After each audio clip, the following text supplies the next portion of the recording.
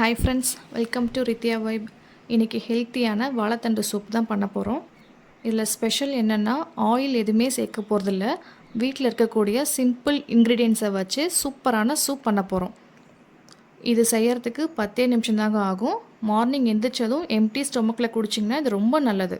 எப்படி பண்ணுறதுன்னு பார்க்கலாம். வாழைத்தண்டை இந்த மாதிரி ரவுண்ட் ஷேப்பில் கட் பண்ணிக்கோங்க.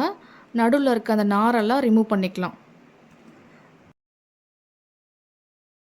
அதை சின்ன சின்ன பீஸஸாக கட் பண்ணி தண்ணியில் போட்டு நல்லா வாஷ் பண்ணி எடுத்து வச்சுக்கலாம்.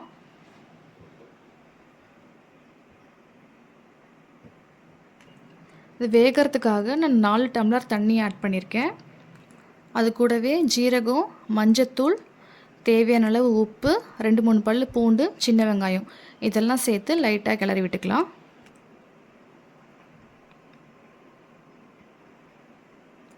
வேகிறதுக்காக மூடி வச்சுக்கலாம். ஒரு 10லேருந்து 15 நிமிஷத்துக்கு அப்புறம் ஓப்பன் பண்ணி பார்த்திங்கன்னா நல்லா வெந்திருக்கும். அது வெந்துருச்சான்னு ஒரு வாழைத்தண்டை எடுத்து நசுக்கி பார்த்து செக் பண்ணிக்கோங்க. வெந்ததுக்கப்புறம் அதெல்லாம் எடுத்து ஒரு பிளேட்டில் மாற்றி வச்சுக்கலாம். அதை ஆற வச்சு மிக்ஸி ஜாரில் போட்டு நல்லா பேஸ்ட் மாதிரி அரைச்சி எடுத்துக்கலாம்.